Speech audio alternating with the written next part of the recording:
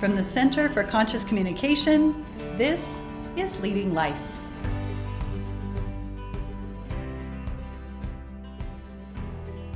Hi everyone, my name is Stacy Carruth. I'm the founder of the Center for Conscious Communication, and this is Leading Life, a podcast spotlighting women business leaders who are making a difference, following their passion and challenging the status quo.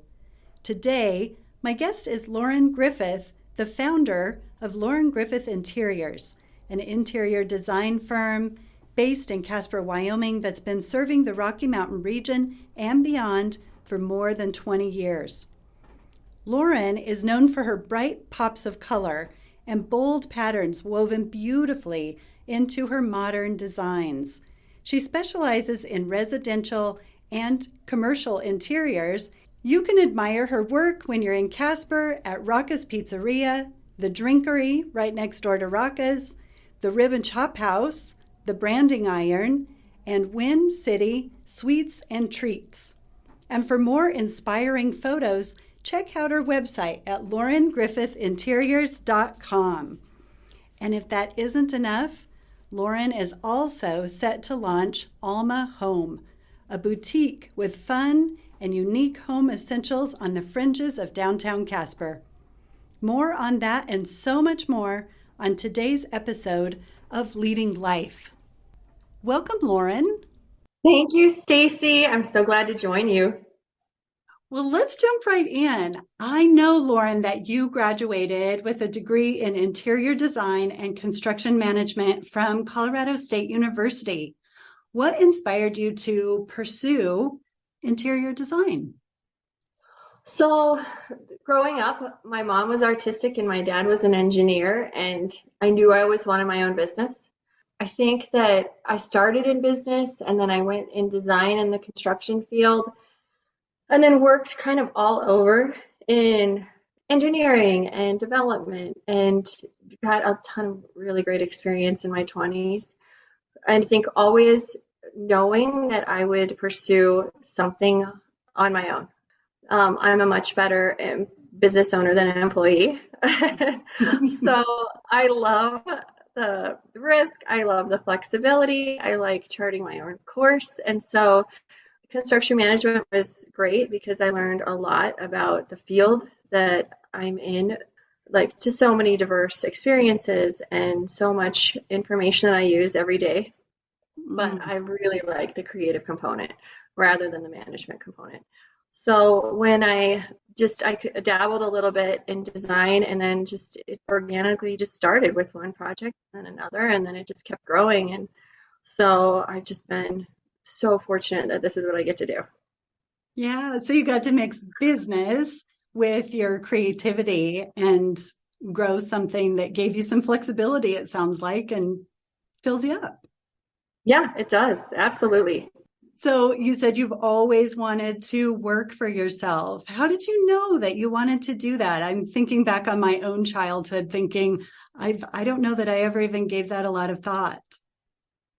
I think it was just living with that. I saw the way, like, my dad, how he ran his business, and then so my grandparents adopted me and raised me. So it was like in his retirement years then when he stopped his engineering firm and started consulting and doing other things, and I just really loved that. I loved watching him try new things, take risks, try things out. Some didn't work, some did, and I loved that he could work from home.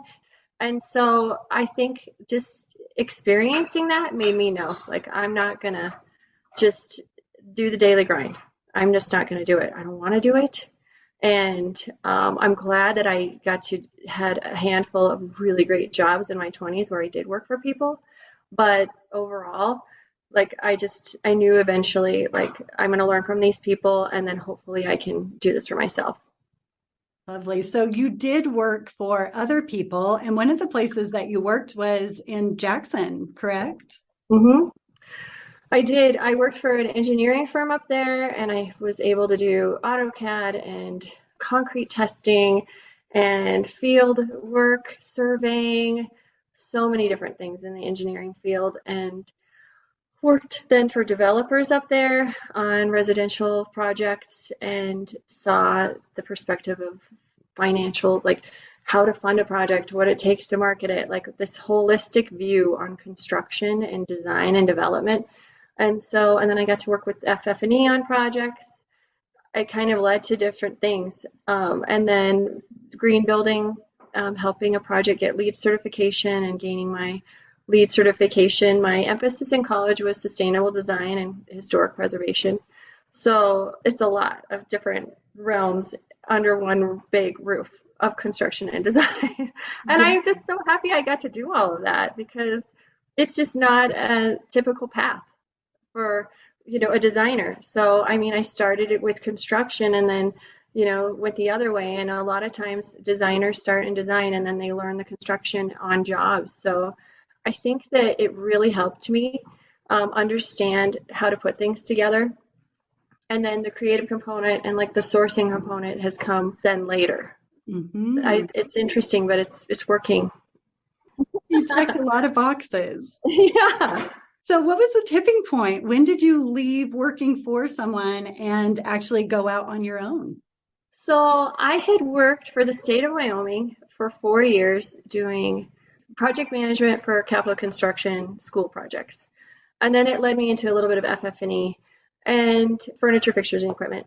So I was doing that and I admired I had a mentor that I worked for who was fantastic, and then my boss who was also fantastic. And I stayed at that job because of them. And I really, really admired them, and they gave me a lot of freedom and flexibility. Then my mom became ill and died, and I was trying to figure out like a transition right before that occurred. I was just feeling like this is not going to be my forever job. And I think it was like a point where I was like, okay, like I can change things now. I don't have to stay in this. And it kind of gave me some time for reflection. And I just had been there 4 years and I was like, I'm just going to take a little time off and then kind of see where this leads. So I worked doing a little bit of cabinet design and I worked for another developer in Casper, hoping kind of to take over or maybe like move into more of an owner role, and it wasn't going to work. And so it was almost serendipitous. I mean, people just started learning that I was doing a little bit of design and then they came to me. And then I had people say, oh, you can't do that in Wyoming. You're never going to make money. You're not going to do it, which lit a fire. That really sparked, because when people say that to me, anything like that, oh man, then I want to prove them wrong. So that was the point when I was like getting these jobs, looking at the financials, like, okay, can this really grow legs? Can I really make enough money to make this work? And I just talked to some people in the industry that understood financials better than me. And like thought, okay, how many jobs do I need? What does this look like? And then really truly the business components, like I need a website. Who am I going to have do that? And when you start, it's a lot of like, okay, can we trade services for this?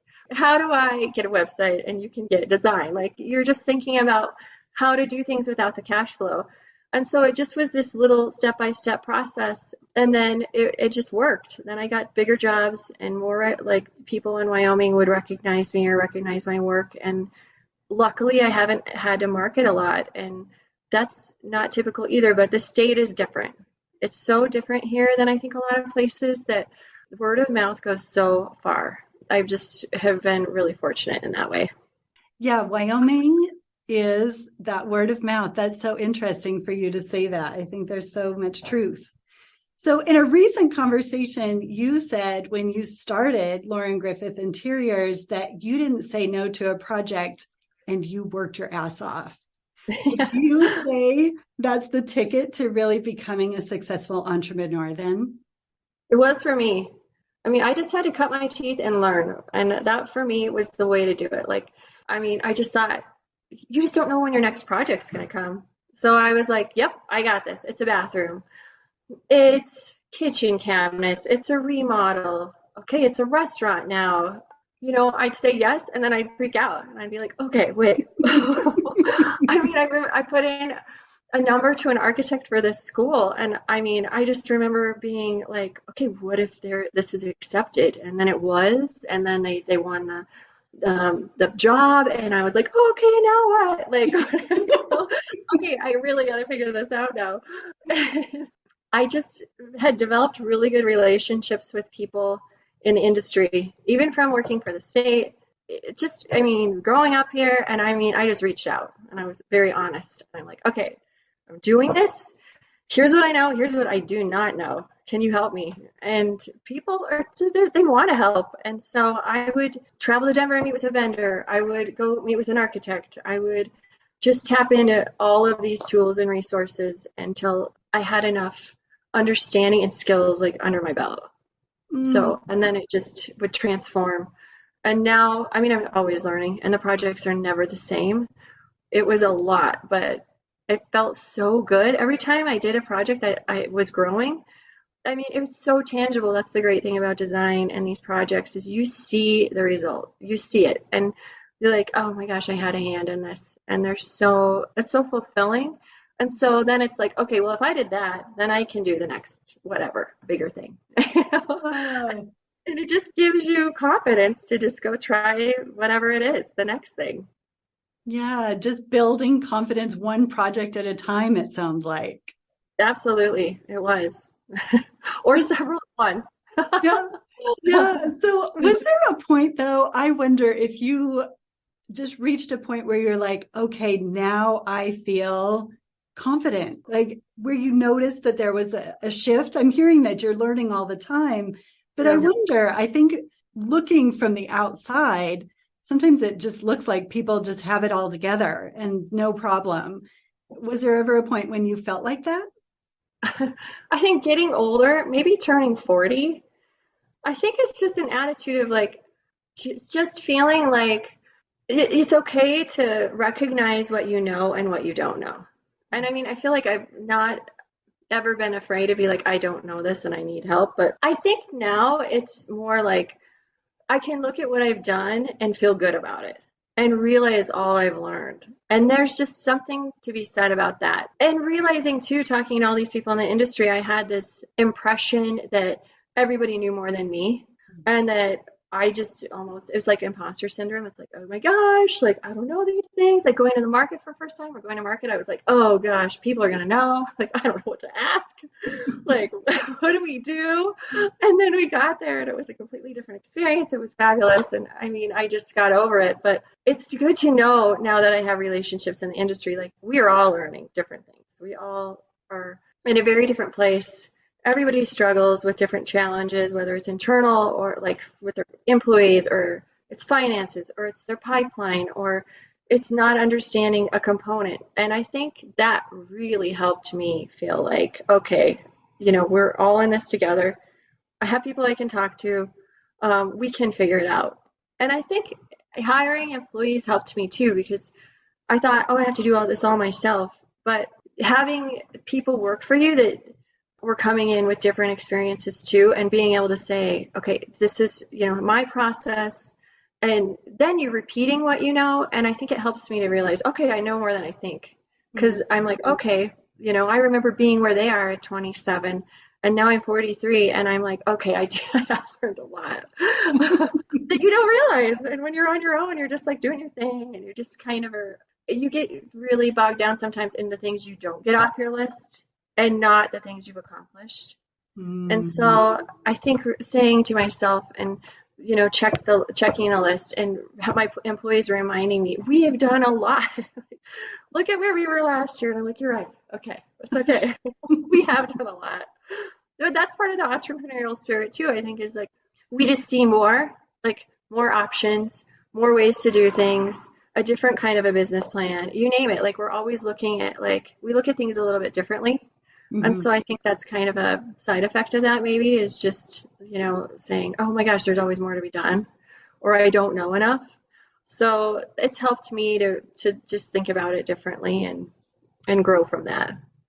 Oh, I wonder if you look back on your Instagram page because I was looking through your Instagram and the number of projects that you've done is incredible. And I would think just because what you do is so tangible and so visible that it is a great way to be able to go back and celebrate some of those beautiful projects that you completed. Do you ever do that? Oh, I'm so critical. But yes, I try. I try, and when I'm scrolling through my projects on my, my files, I'm like, we've done a lot of projects. I'm trying to find a client on my screen, and I'm like, oh, okay, I thought of that this week. I was like, that's a lot. I'm only an F. I'm trying to get down to T. And I'm like, it's a lot. And I think like to me lately, what's really been that I really made me realize what we've done and how much is that we're just spreading out geographically more. And that says a lot to me. I mean, just hearing you can't possibly do this in Casper, and then it's like, well, no, we're not only in Casper, we're in Cody, and we're all over the state, and then we're in Nebraska, and then we're in Montana, and it's like that is so nice to feel like, okay, it makes sense. What we're doing makes sense, and we're trying to always hone in and make it better, and really, and with our new space and everything, it's like we really want people to see like what we do, what we have the capabilities of doing, because now that we've done all these projects, it's like, all right, what's our next step? What do we want to focus on? How do we want to grow? And so, yeah, it's been quite a trip. And Instagram does help like see that. Well, I loved looking at it. I find it incredibly inspiring. So Thank you. I read you want to be known throughout Wyoming, and it seems that you're well on your way to achieving that. So tell me a little bit about where we can see your work and markets that you were looking at moving into. We're currently, one of our most fun projects right now is this little old motor lodge here in Casper, and we're redoing that. And that one is so fun for me because, I mean, our downtown is growing and expanding, and that is just, I think it's on the cusp of like really, we need a boutique, like funky hotel downtown. So I love that project because it's been on my mind. And I mean, I even like have been looking at that lot for years, being like, God, that could be so cool. It's by the river. It's kind of a connection to downtown. And so that is really exciting. We're working on a few school projects around the state, some health and wellness centers, homes, residential that's one of my favorite things. It's hard though. I say that, and then like I think of schools, and they're complex projects that take a lot of time, and the bidding process is really timely, but I love the end product and knowing that we're impacting kids and their learning and teachers. That is so fulfilling to me that whenever a school project comes up, I'm like, yes, because I just love it. I love the furniture. I love the finishes. I love just that it's going to be around for a long time. There's something really nice, and a lot of people will be in that building. I love residential, but it's totally different. I mean, a lot of people get to experience a public building, and a residence is, it's not the same. But there's a different creative component about that too, which is so fun. So it depends on the day. I love doing homes too. So working on homes all over the state, and just kind of, and then Scotts Bluff, health and wellness. And so it's just been great growth all over the place. Well, you have a really distinct style, I think, Lauren. Tell me a little bit about what inspires you. It changes over time. I love texture. I love color, obviously. I love pattern. I love really clean. I like clean lines, but then I like to throw in something that mixes it up, like antiques. I really like incorporating antiques and art, and lighting. And then I say that, and I'm like, and tile, and it's like, I love it all. I think that I've really lately been really loving mixed media art. Like, I love art. I think that can completely give a project life and really give it inspiration. And I love incorporating art, interesting art. I think when you see the showroom and the things we're trying to do, like I really am trying to incorporate interesting art and local artists and Western artisans. That's become just like something I just love in the last probably 5 years. Is I think growing up in the West, I mean, seeing the Western style, I was like, oh gosh, and I wanted to like everything modern, mid-mod, like I wanted anything but like the classic cliche Western. And I want to say the last probably 10 years, it's just, I liked different facets of it, and now I love it. So I love incorporating different components of Western art, but more modern pieces as well, furniture, textiles. I like to just mix and match. I think that it's evolving. I mean, I will always incorporate bold colors. I always like a lot of textiles. I will always have a place in my heart for mid-century furniture. But I think that the more I grow, the more I want to like, how do you incorporate that with some Western pieces too? You know, how do you just make people think like when they're in this space of, oh, that's intriguing. How did, where did that come from? Or how did they do that? So it's not like the general like log cabin-y X. It could be a log cabin, but I want it to feel interesting. Yeah, not your typical bears on a log or something Right. that Elk, is a little bit. chandelier, Yes, like exactly. the ones the metal ones. Yeah, I'm like, oh Yeah, so no. appreciating the West and the Western style, and then also adding these splashes of color and this And texture modern and this touches. modern look Yeah, as well. exactly. Yeah. Contemporary. I like contemporary Western. I got to put a name on it. It's not mountain modern. It's your own style. It's your own thing. It's Yeah, Lauren's. yeah, exactly. So I don't think I realized that you did Windy City Treats, that Yeah, that was your design and their bathroom. I really going through, I'm going to say to everyone, if you have not checked out Lauren's Instagram page, I highly recommend it because I think we take it for granted that these are really beautiful spaces, but we don't take into consideration who actually designed it. And as soon as I saw it, I was like, well, of course Lauren did that. It makes total sense.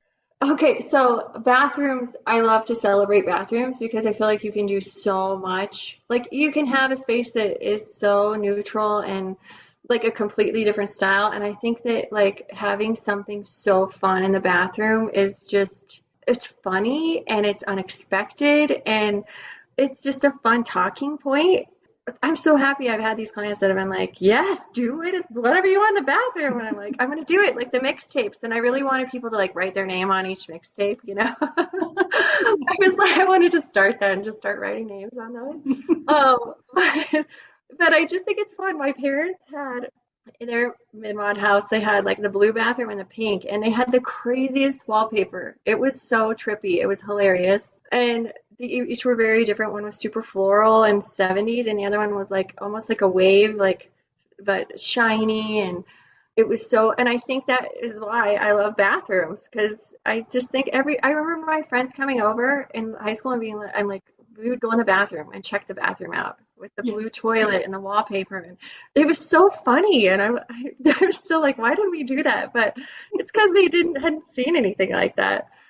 And so it's great to be able to do that and just do something super fun off the cuff that you're not going to have in any other room, but you could do it in a powder or a little bath. So Yeah, it's like a that's some of my hidden favorite little gem. spaces. Yeah, I know my daughter has, if we're in a fun restaurant or something, she'll say, oh my gosh, mom, you have to go look at the bathroom. Okay. And It's more and more a thing. I mean, in Jackson, we were just up there and I was like, go in the bathroom. I'm like, oh, because I'm always like, let me know if it's a good one. You yeah, know, we okay. have to go check it out. Well, yes, I love to look at those and I love all the colors that you're using in there too. It is just so fun to see. I think that's so brave. That's something that I don't do in my own home as much as I would like to. So I think there is a talent to being able to add that color in a really bold and inspirational and magical way. So I love that you're able to do that, Lauren. Thank you. That is definitely part of our style, and it will not go away. Yeah, yeah, your signature, part of your signature. It Yeah. is. So, besides all of your design projects, you're also opening a retail space in downtown Casper called Alma. Tell me a little bit about that, Lauren. I'm so excited to see it. Alma came about because we just keep doing more and more residential work, and just didn't have my hands on these pieces. And especially with COVID, it just made sense. I'm like, we don't have anywhere that has this style. these pieces we love, these things we get to see. And we're located in the center of the state. And I thought, okay, this could be a hub for other locations. Anyone, like it can be, and we'd like to get it online as well. So I thought and it really will be a collection of home furniture, accessories, and again, focusing on Western artists and artisans, we have some ideas and projects of partnering with people, but, home goods. And then it kind of grew to a design center because the space is big enough for that. And we're like, okay, let's have tile and stone and cabinets and hardware and all of these things so that it can be more geared towards clients or potential clients. And then our offices will be upstairs, and then we have an Airbnb that's like cheeky Western crazy up on the back quarter quadrant that will be for clients and vendors, and then just the general public as well. But this space helped us guide like how much we could do. But that was the focus. I just kept growing and growing, and I thought, okay, there's nowhere that you can do this. And it's completely different than a typical design center because it's our style. And we just want to offer things that people don't see, tiles and stones that I don't see here, that I use on projects that I have to go to other places to find. It's a niche market for sure, and we're hoping that when it opens in a month that it's successful. We just moved in our office today. Yay. I still want to drive over there right after this podcast and go like check it out again because it doesn't feel real. But it's my great grandmother's name, and I've always loved it. I've loved her name. It also means soul, and it has just this really, it just sounds nice, and I feel like it's like your home and like being the soul and like just having these things that feel like you. And they were homesteaded by Centennial, Wyoming. There's just all these things about her and the name that I was like, that's it, that's the name. Oh. And so it'll be Alma home, and then the Airbnb is Alma away. Yeah, it'll be up and running, I hope, in a month.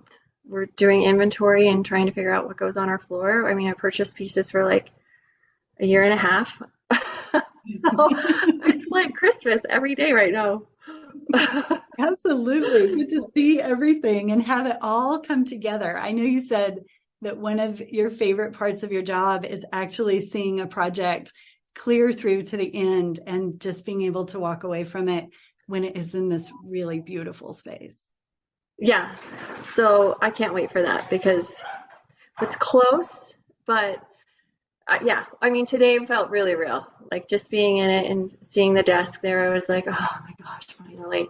But yeah, as we unpack in the following weeks, it's going to be so exciting. And I can't wait. I'm so excited. I'm sure you're excited, but I am so excited to see it too. Me too. I can't wait for you to see it. With Alma, and I love that Alma home and Alma away. That is so cool. I live in Casper, but I'm really tempted to just come and stay in your Airbnb, Lauren. I think it just feels so good to be there. Me too. I'm like, I might be staying there too sometimes. Why not? Vacation. Absolutely. I mean, it would just feel almost otherworldly, I'm sure, because it just has to be so incredibly beautiful. So your team is growing as well as you do all of these things. You have 3 employees now.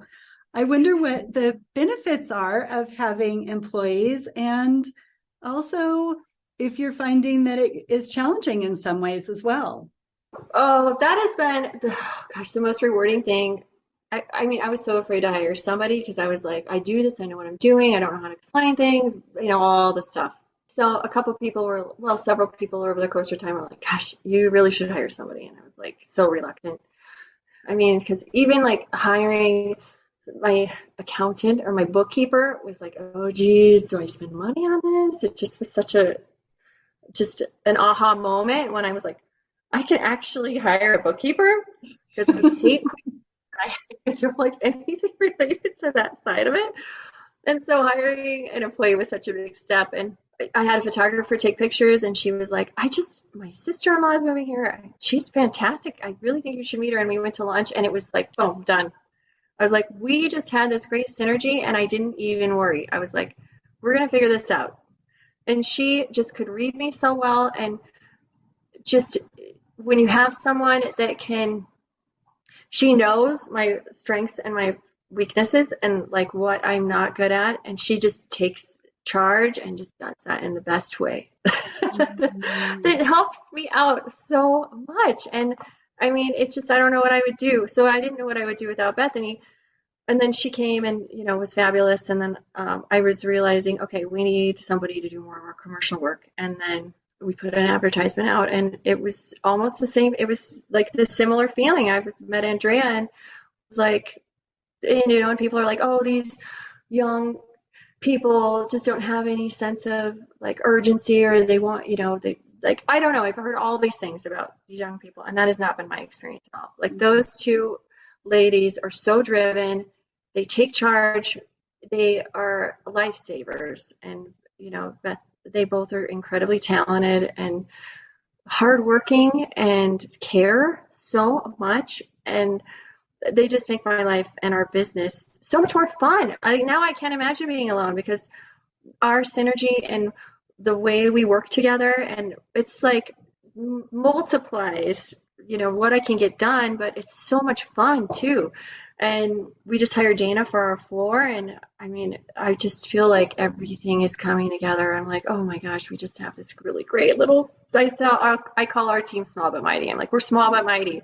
Oh, Like we all bring so much to the table, and it's just this really amazing little group that I feel super lucky to have. oh, I'm so excited for you. That's such a big deal. And it is such a big step and wanting to have that team cohesion and then being able to maintain that too. It sounds like you're doing a great job of that and reaping all the benefits of it. I'm trying. I mean, and then I can't forget like Jim too. He's not technically my employee, but he does a lot of my 3D renderings and floor plans and stuff. And he's so fabulous to have a guy in there that like just he's so great. He brings a different energy because he's a man, and it's like I love how it balances us, and it just is so fun. He's a great cook.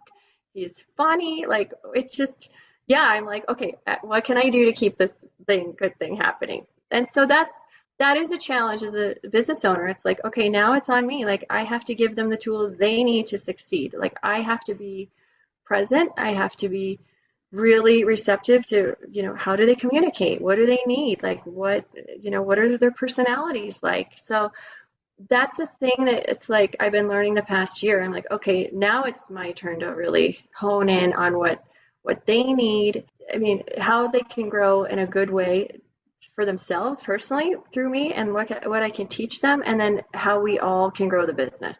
So that's a goal of mine for this year. Really focusing on how I can make this a better place for everybody else.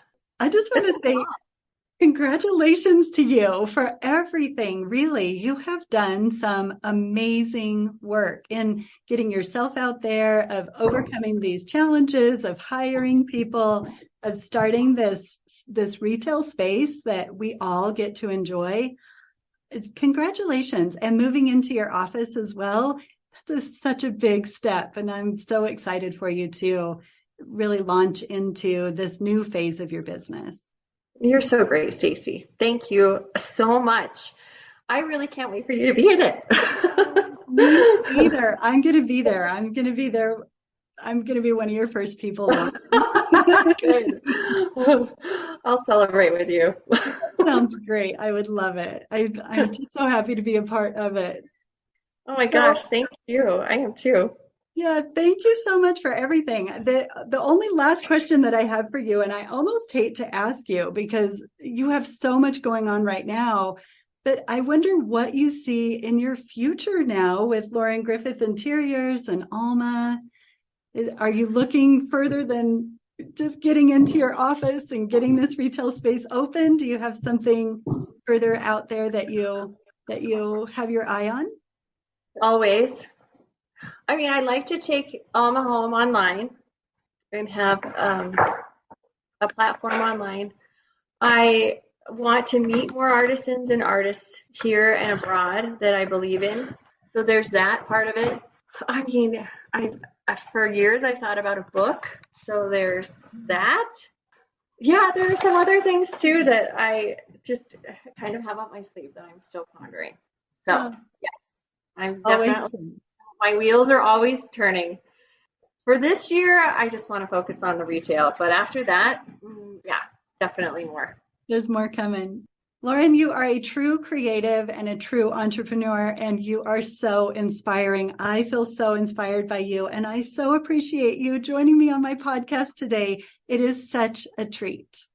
Oh my gosh, for me too, Stacy. You're the best. Thank you so much. Thank you. Take care, Lauren. You too.